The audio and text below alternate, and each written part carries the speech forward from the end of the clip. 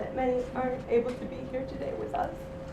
And for this, we hold a candle and sage and a prayer and acknowledge all the women who aren't able to be here with us today.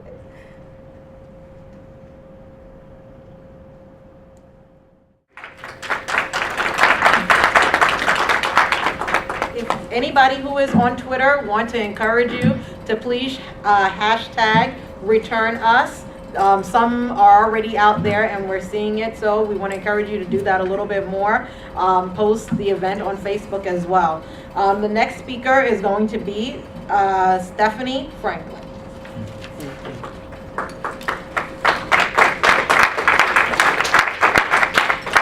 So I want to really start off by saying, I see you, sister, trust me.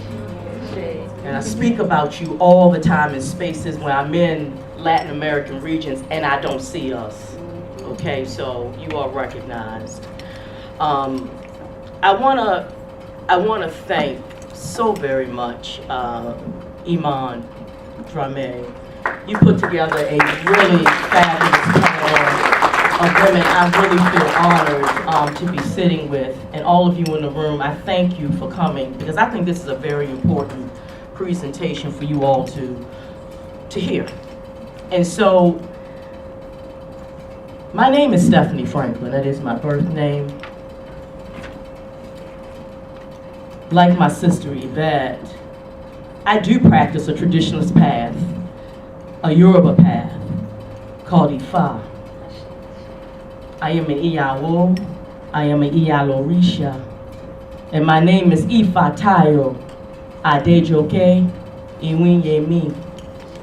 And I always put that in my introductions because my spiritual path guides my work. Amen. Amen. And so for me, when I talk about African women, I don't just talk about women on the continent. I move in solidarity with my sisters around the globe. So it's my Nigerian sisters, my other sisters on the continent, my other sisters throughout the diaspora. So that is my focus. So when I refer to African women or African girls, I am talking about Black women and girls all over the globe. So I would be remiss if I did not give all praise to Oludumare, to the Orumale, to the Egungun, and to the Iyami.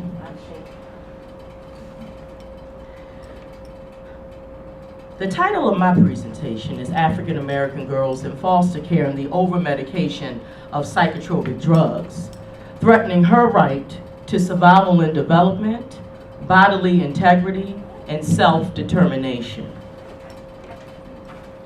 The complexities of being a Black girl in the U.S. are often unrecognized. And the shadows of Black boys and the invisibility in feminist spaces, Black girls struggle to be seen and recognized as human beings, worthy of attention, love, care, and protection. International spaces can be particularly tricky.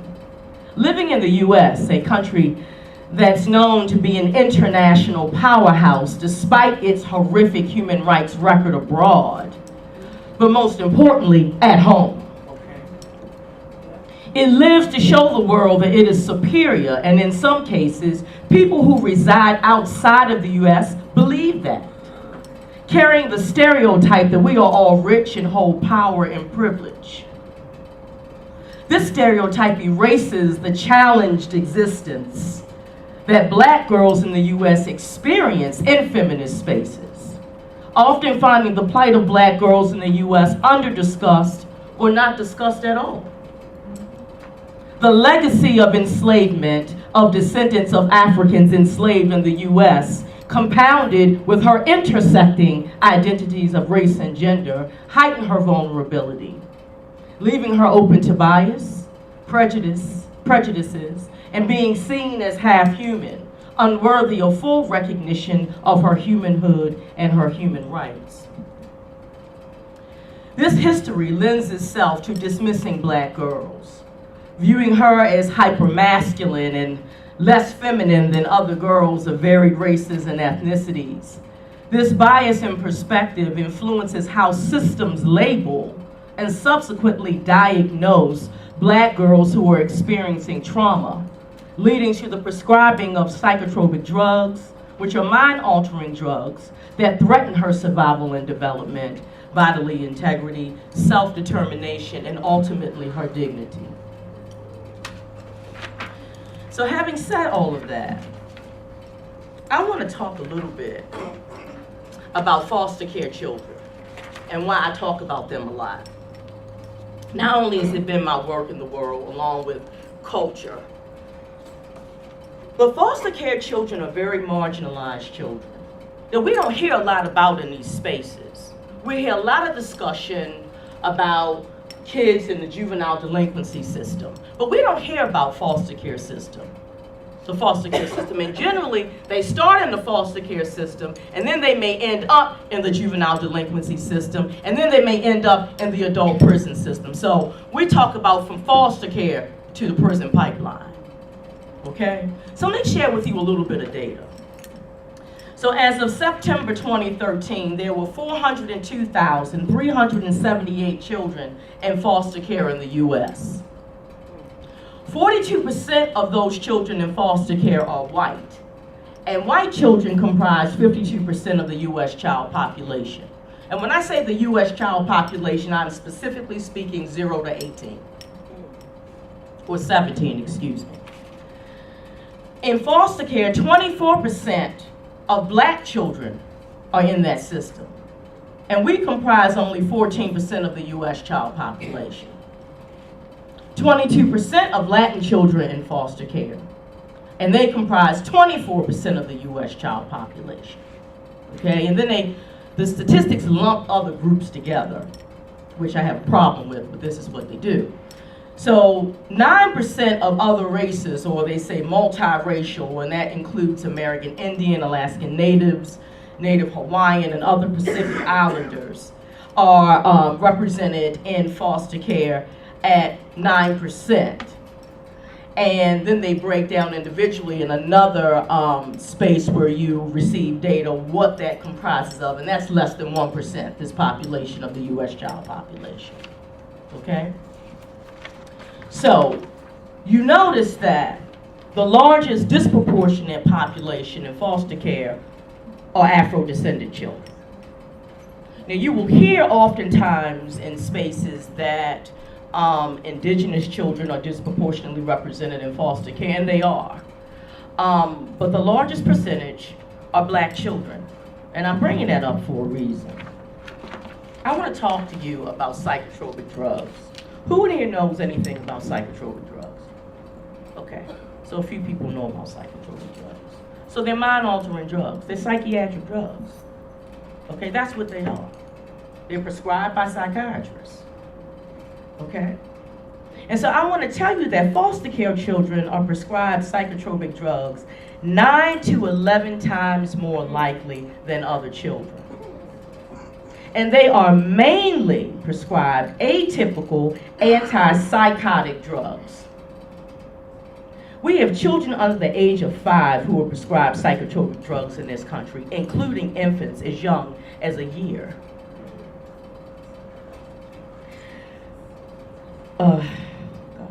You know, some of this gets to me a bit. Foster care children are prescribed several psychotropic drugs at one time, which can lead to toxic exposure. So they will put together multiple cocktails of different drugs to address their emotional and or behavioral issues. They are being prescribed these medications, what they say is off-label, with black box warnings, indicating that the Federal Drug Administration in the U.S. and medical guidelines do not sanction these medications for children, but yet they are being prescribed. Little information is known about the long-term effects of ingesting psychotropic drugs, because psychotropic drugs became an issue around the early 90s. And since then, there's been a 55% increase in the use of psychotropic drugs on foster care children. So I want want you to take I know I gave you a lot of data. I want you to take that in because I want you to think about who mainly is in foster care. Who's in foster care? Okay? So this is what we know about black children in foster care. In psychotropic drugs. We know that they are diagnosed with higher rates of mood and psychotic and behavior or conduct disorders that link to prescribing antipsychotic medications. So I want to flip back for a minute and say to you that, again, children in foster care in general are mainly prescribed atypical antipsychotic drugs. And then we have data stating that black children are the ones who are usually prescribed those particular types of drugs. This is the information we have on girls.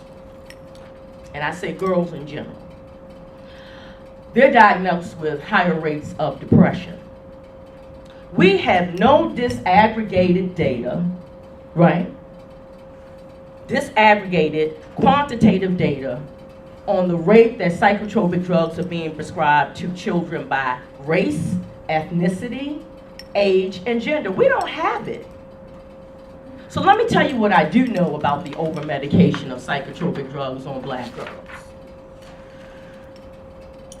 I know it through qualitative data because we've represented over 4,000 children since 1999 in 5 counties in the state of Maryland, mainly in Baltimore City, which is a predominantly black city. So 97% of our clientele are black in that jurisdiction, okay? And I want to share with you a story about one of my former clients. Now, her name is fictitious here, but I want you to hear a little bit about her experience with psychotropic drugs. My name is Nia, and I am now 19 and a half years old, and I'm a black girl.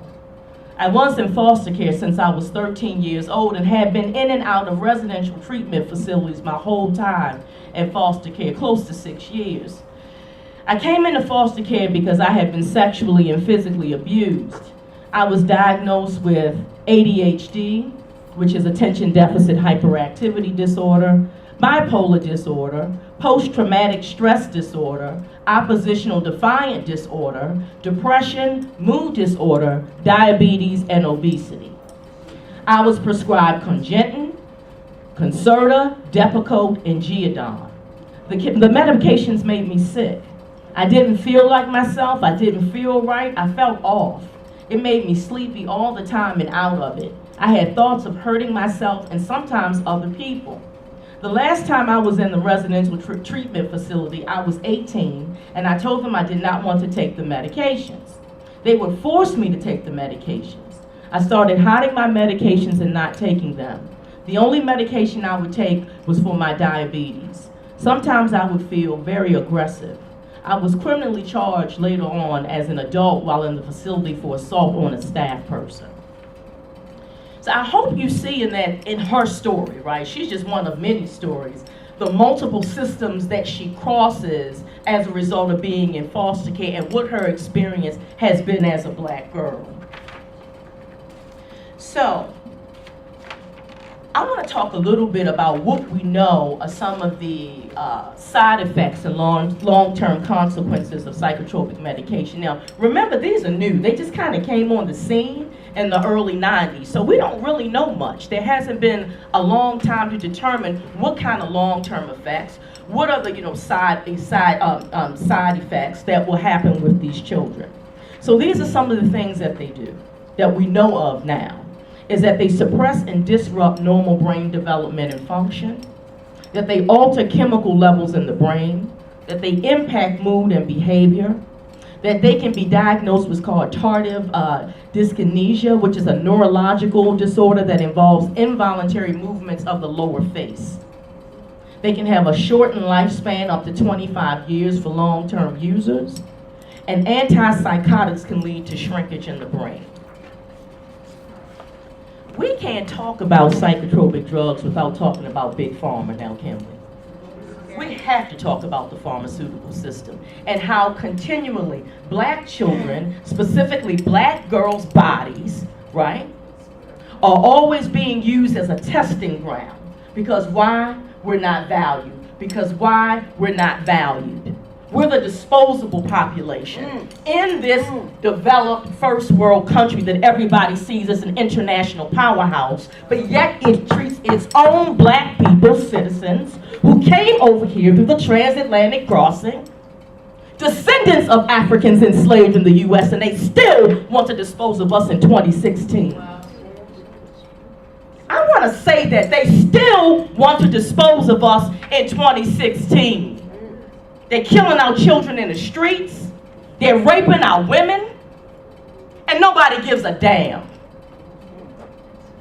So let's talk about Big Pharma and the money in capitalist America that we're making off of children. Of course, now, this is not disaggregated data that has race and gender. But in 1996 to 2006, psychiatric drugs increased 50% with children. In 2009, the U.S. Agency for Healthcare Research and Quality reported that in 2006, more money was spent on treating mental disorders in children aged 0 to 17 than for any other medical condition, totaling $8.9 billion. By comparison, treating trauma-related disorders, including fractures, sprains, burns, and other physical injuries, was $6.1 billion. In 2008, psychiatric drug makers had overall sales in the U.S. of $14.6 billion from antipsychotics, $9.6 billion from antidepressants, $11.3 billion from anti-seizure drugs, and $4.8 billion from ADHD drugs, totaling $40.3 billion. The U.S. dominates the ADHD market with 94% of the market share. Welcome to America, folks. The land of the free that everybody wants to come to. Welcome. Because if you a certain shade, if you a little dark, and your hair's a little tight, you can really live a whole different existence in this space. You better believe that one. And that is coming from a descendant of Africans enslaved in the U.S. So I know I don't have much time. I have 5 minutes. So this is what we want for our very vulnerable children. And I'm going to read a quote by Dr. Breggin. Dr. Peter Breggin, he's quoted in this article from the Psychiatric Drugging of America's Foster Children, and he's the co-author of The War Against Children of Color. Drugging traumatized foster children shoves them under society's rug and is in no way therapeutic for the child. There are humane and effective approaches to helping our most vulnerable children. And I'm going to tell you, they are black children. So I'm going to finish this up as a call to action. And I'm going to go through this pretty quickly.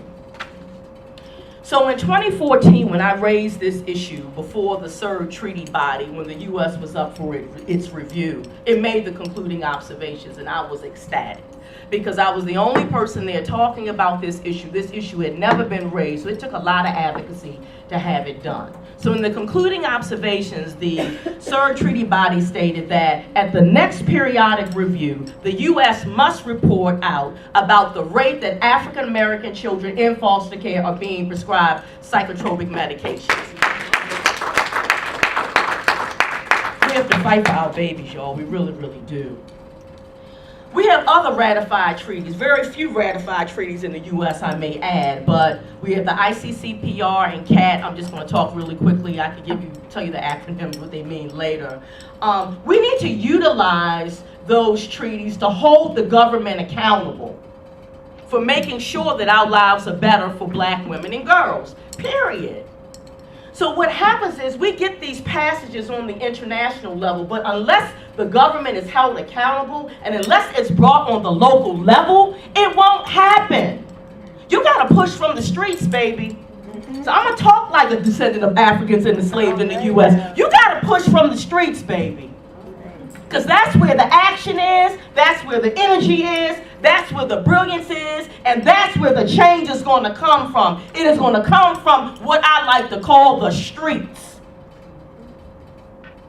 We have a lot of unratified treaties. I'm just going to name a few. Of course, CEDAW, the CRC, the ESCR, and the CRPD. We need to use core tenets in those treaties to push local ordinances to embrace them. Like we have cities for CEDAW, we have human rights cities. We need to utilize language in these unratified treaties to be passed through local ordinances to keep and hold governments accountable so that lives for black women and girls can improve. Sustainable development goals. Goal number 5. We want equality for our girls. We want our women and girls to be empowered. We'll talk more about sustainable development goals. Lastly, my call to you is join this movement to end psychotropic overmedication of psychotropic drugs on African American girls in foster care. I urge you, if you are interested, please see me afterwards. I would love to chat with you. And again, I thank you very much. Thank you.